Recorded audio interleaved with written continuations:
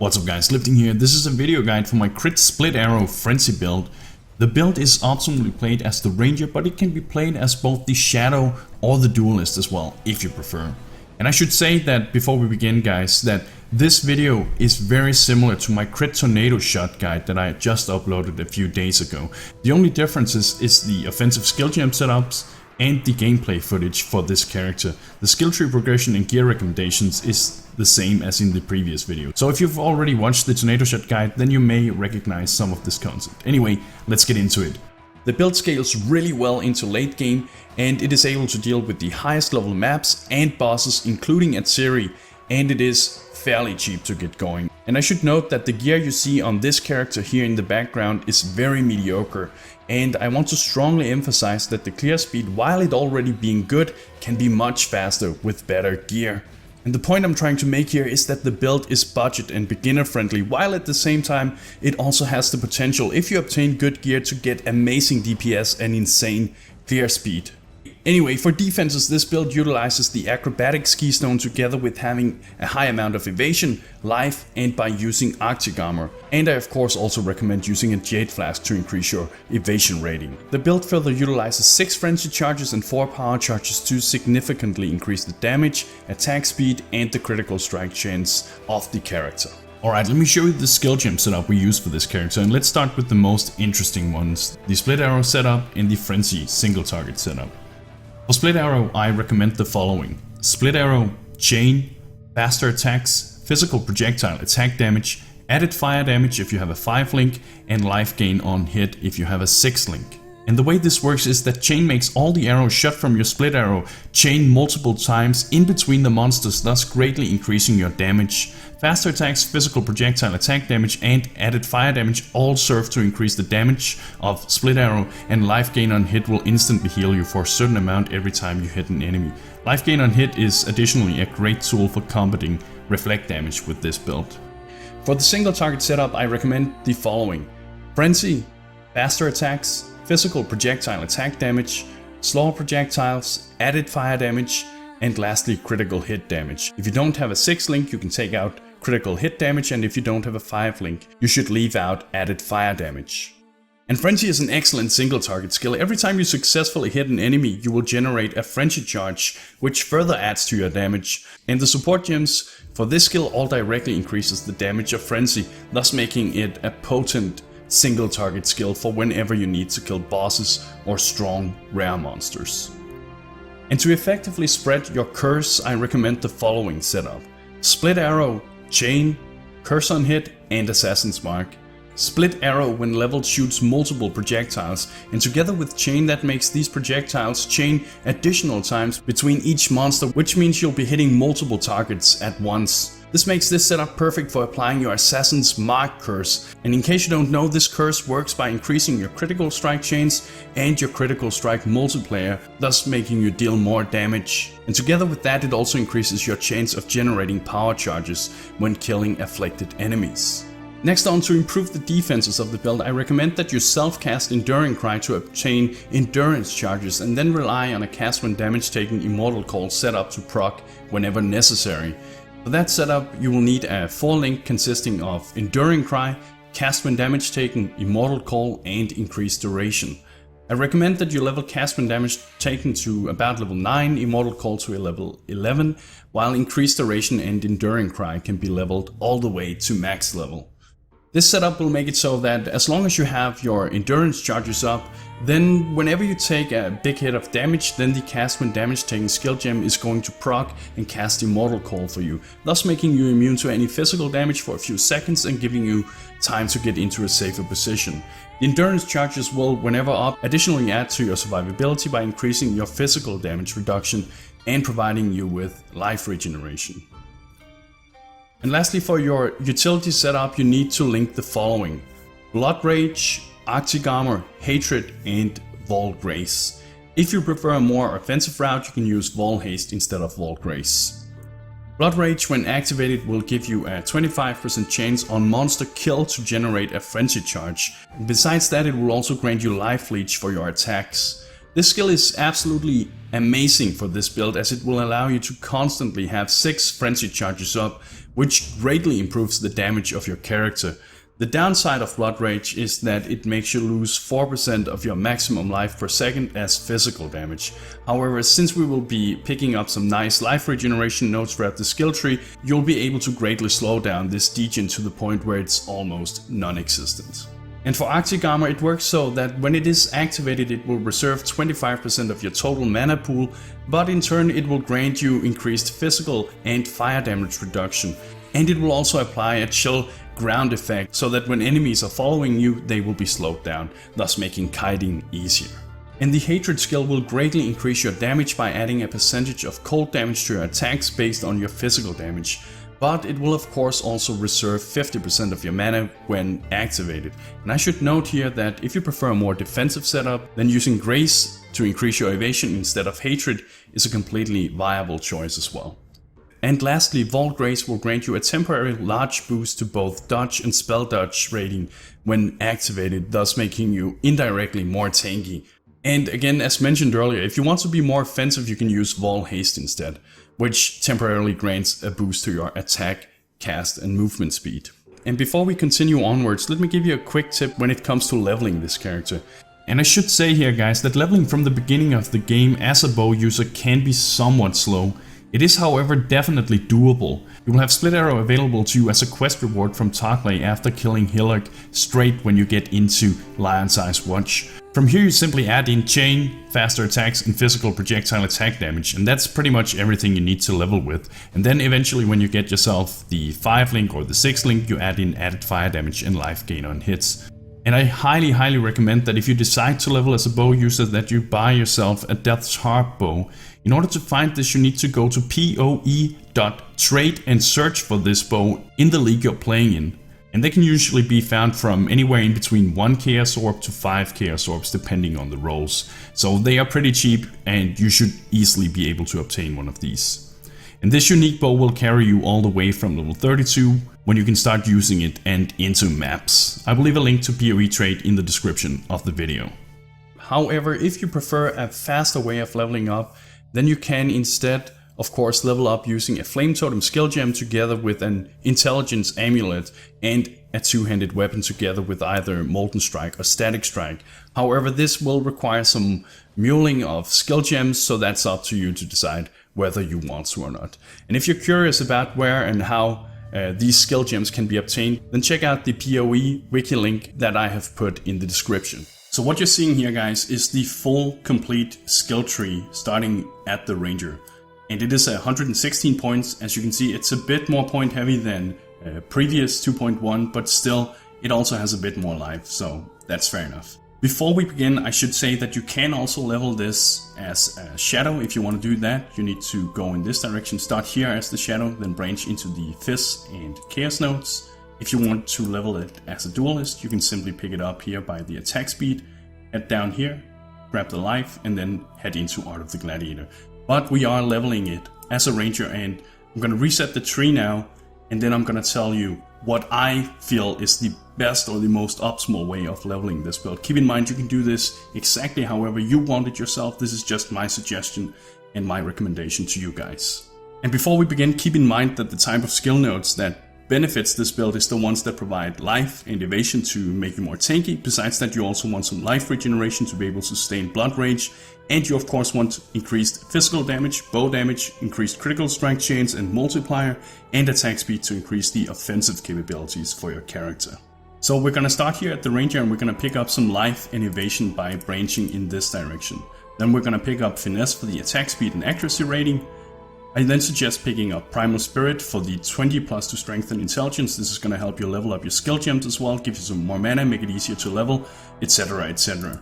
From Primal Spirit I also recommend picking up Heart of the Oak for the 8% increase to maximum life, and also the 1% of life regenerated per second. And this node, as you can see, has been changed. It now also gives you some increased movement speed, so that's nice as well.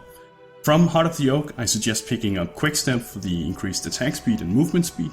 Branching in this direction, then heading down into Fury Bolts for the 20% increased accuracy rating, 20% increased projectile damage, and the 20+ to strength. Again, this is going to help us level up our skill gems, so not too bad. Then from Fury Bolts, we're going to branch up into Art of the Gladiator for attack speed, accuracy rating, and the nice added benefit of no longer being slowed down by heavy armor. And then of course the dexterity. From Art of the Gladiator we're going to pick up Bravery for the life and evasion rating, and then finally Master of the Arena. Now this is optional. You don't have to pick up Master of the Arena, as the only thing it really does for this build is that it grants the 1% of life regenerated per second. But keep in mind that for this build we do use Blood Rage, and Blood Rage will degen your life if you use Master of the Arena together with Art of the Oak up here, and then eventually Golem's Blood that we'll be picking up later. You will be able to out-regen the degen of Blood Rage, so I really suggest picking it up. It's only 1 point, but it's completely optional. Then from Master of the Arena we're gonna head back towards the Ranger starting zone, grab these 2 points, head into Herbalism for the increase to life and flask powers, and then pick up Essence Sap down here. Essence Sap is the old Spirit Void, and Essence Sap is very, very important for this build. The primary thing we're looking for here is the 2+2 mana gain for each enemy hit by your attacks. Because we have so many projectiles, we will basically regen a ton of mana back every time we attack. And this alone will allow you to sustain the cost of your attacks. The 0.6 of attack damage leached as mana is nice as well, of course. Then from Essence Sap, I suggest picking up Acrobatics for the 30% chance to dodge attacks, but it also comes with the downside of 50% less armor and energy shield, and then 30% less chance to block spells and attacks. So if you want to pick up Acrobatics at this point in time, then make sure you're primarily only wearing evasion gear, because otherwise your armor gear and your energy shield gear is going to become less efficient. And before you ask, no, I do not suggest picking up Phase Acrobatics for this build, as it is simply not worth the points to get it. From Acrobatics, we're going to travel up in this direction and then eventually picking up Fangs of the Viper, the new renamed notable. It gives you 20% increased physical damage, 20% increased chaos damage, we don't care about that, but it also gives you 5% increased movement speed and some dexterity. It's primarily the physical damage we're interested in here, and the movement speed.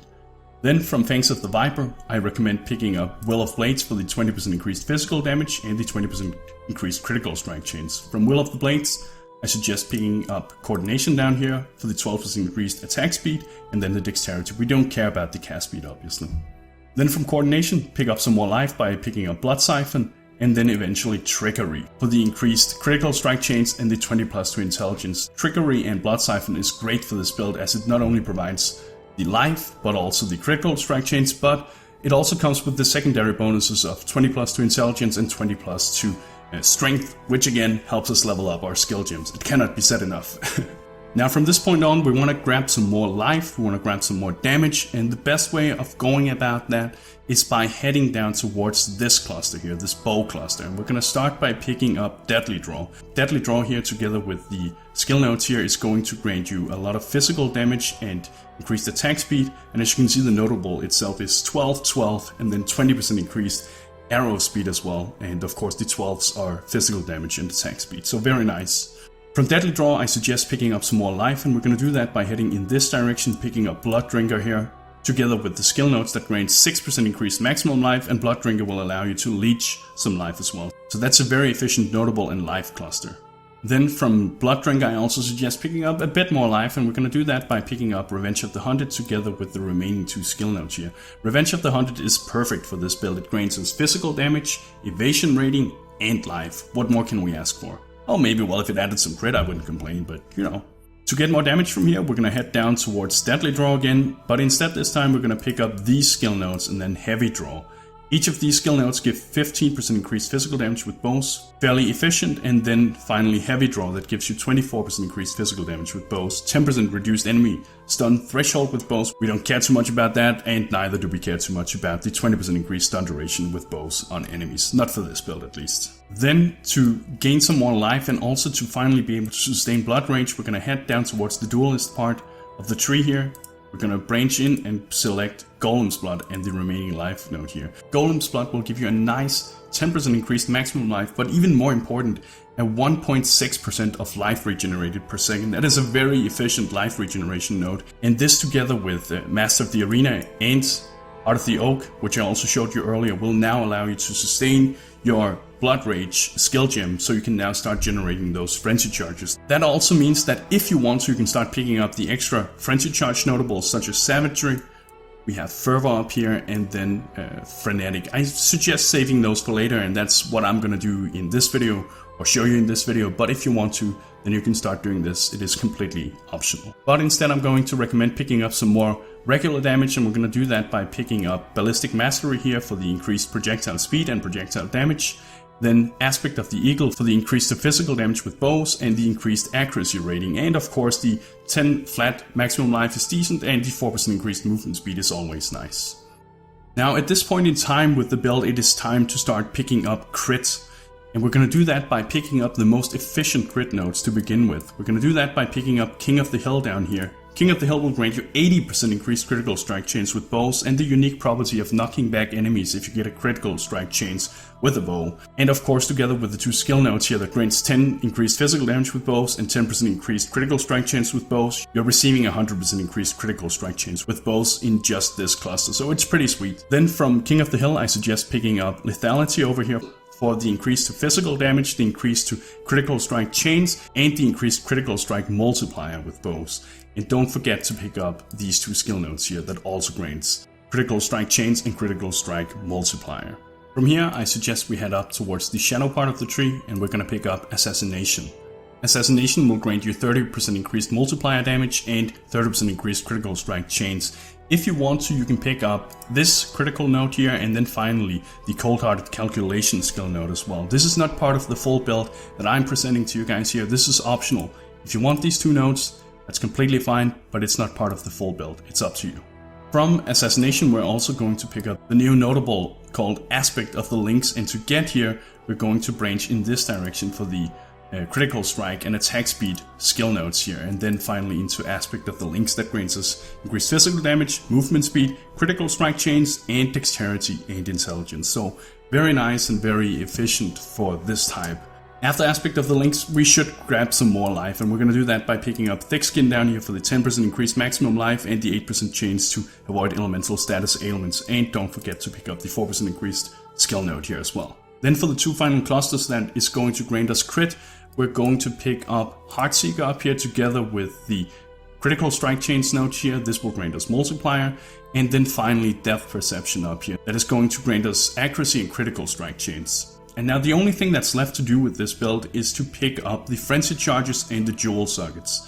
And I recommend you start by picking up Fervor down here. And the reason this one has to be the first one is because it has a unique skill node here that grants us 4% increased evasion rating per Frenzy Charge.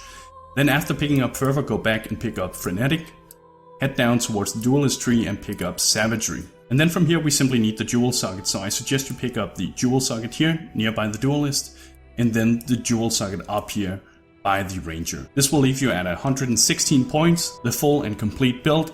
If you wanted to take this build into level 100, if you want to spend more points, I suggest either spending them on Avatar of the Hunt up here, or simply spending them on getting the attack speed and more life down here by the Duelist.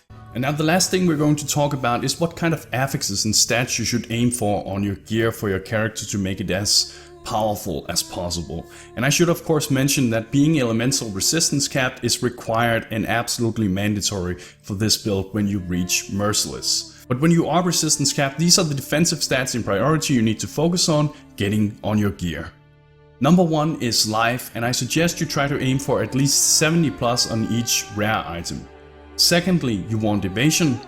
Thirdly, I recommend getting both strength and intelligence on your gear, as it will help you level up your skill gems, and with strength you also have the additional bonus of getting some extra life. And lastly, I recommend getting some chaos resistance. Chaos resistance isn't too important, so don't spend a lot of currency to try and get that. It should just be considered as a nice bonus, however. So to improve your damage, your offensive stat priority is as following. Number 1 is increased flat and percentage-based physical damage rolls on your bow. However, you can also get additional flat physical damage on both rings and amulets. Secondly, you should aim for increased critical strike chains. Thirdly, critical strike multiplier, and both crit chains and crit multiplier can be found on bows but also on amulets. As a fourth priority, I suggest getting increased attack speed, which can be found on your bow but also on rings and gloves. And when it comes to improving the damage of the build, the bow is by far the most important piece of equipment. And for this build you optimally, at least for endgame, need to get a bow that has good rolls of increased physical damage, added physical damage, local crit chance, and either attack speed or critical strike multiplier. Like for instance the bow you see here on this picture. For this build you should also get 2 Seething Divine Life Flasks, 1 Ironskin Granite Flask, a Quicksilver Flask, and either a Ruby, Topaz or Sapphire Flask depending on the content you're farming. I also recommend crafting the suffix of Staunching onto one of the Life Flasks as well. This will make it so that it stops bleed effects when pressed. And while this build can benefit from multiple unique items, I am in this video only going to recommend 2. The first one is Lightning Coil.